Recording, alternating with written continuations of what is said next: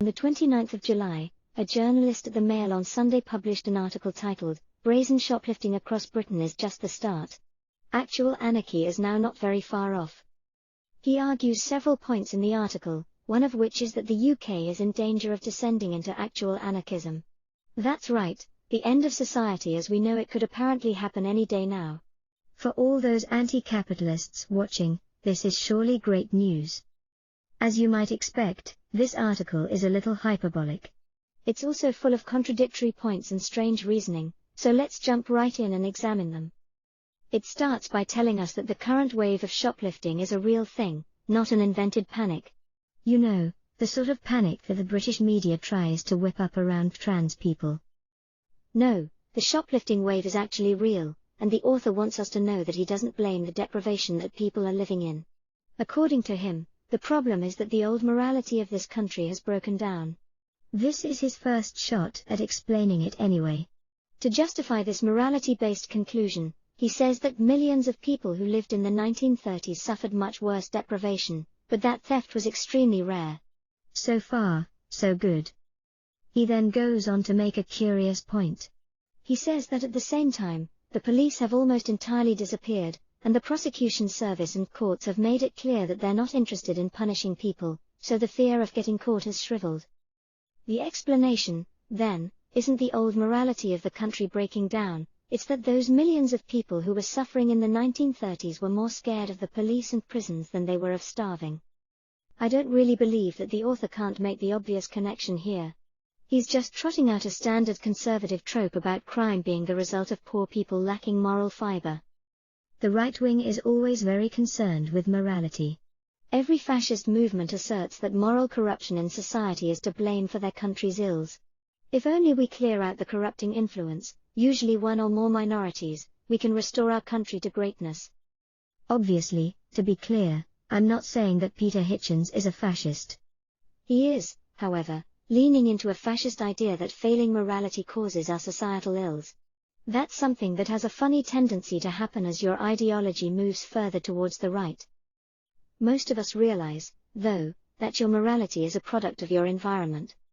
What you view as right or wrong changes based on the conditions of the world you find yourself in. And that means that we have to address the material conditions when trying to solve problems. Anyway, moving on. This clear link between deprivation and crime is driven home by the fact that all the thefts given as examples in the article either mention food directly, or concern supermarkets. You know, those places that sell food. If we admit that the deprivation is an important factor though, we might have to shift our focus towards how to reduce the amount of deprivation in society, and that's not the conclusion that the author is going to come to. What conclusions does the author draw as a result of all these grocery thefts? Let's quote him. "We know what will happen. Shops will hide expensive goods behind the counter, steel grills will appear on windows, the numbers of people allowed into shops will be limited, staff will take refuge behind armored screens, everything will become more expensive. Life will become dingy and unpleasant in a way our more deprived areas have known for years." But do you think it will end there? This is a warning. Actual anarchy is not very far off. Where people won't restrain themselves from blatant dishonesty, and are not ashamed of it, and where the police are a fond memory, who and what will be safe? There's a lot to unpack here. First of all, Peter's admitting that shops in the most deprived areas have had to implement anti-theft strategies for a long time, clearly showing again the link between poverty and crime. He's also presenting us with a slippery slope fallacy. Because the levels of policing, theft, and deprivation have got this bad, we're supposed to agree that things will inevitably continue to get worse, until normal social order collapses completely. Who and what will be safe, we're asked. Except, that's not the way things work. Levels of poverty will undoubtedly get worse, since the government exists to serve business over its citizens. But levels of policing getting a bit worse doesn't necessarily mean that they'll continue to get even worse. Anarchism, he tells us, is a state of lawlessness, where everyone will selfishly look out for their own interests without regard to anyone else. This is the argument at its most ridiculous and tells us more about the author than anything. Aside from the fact that the state, with its police and army, aren't going to simply evaporate, anarchism doesn't mean a society with no rules and no consequences for harming the community. Every group of people that organizes itself imposes rules on its members. I'm not an anarchist, though, so I won't rail much on that point further. The answer to this terrible situation, according to the author, is for us to get a government that's tough on crime. We need a political party that will sweep the streets clean. We don't need to reduce poverty levels, we need to use violence, and the threat of it, to keep the poor in line. Now, you might expect the article to end there, and if it did so, it would be pretty unremarkable. A conservative says some nonsensical stuff and blames poor people for being immoral, while calling for the state to be tough on crime. But then the article takes an unusual turn. It brings our attention to the case of somebody who was apparently wrongfully imprisoned for 17 years. It spends the next few paragraphs moaning that our legal system isn't fit for purpose, because people don't have the moral fiber necessary to stop bad prosecutions. Instead, the system looks for easy victories. As a result, people end up in prison when they shouldn't.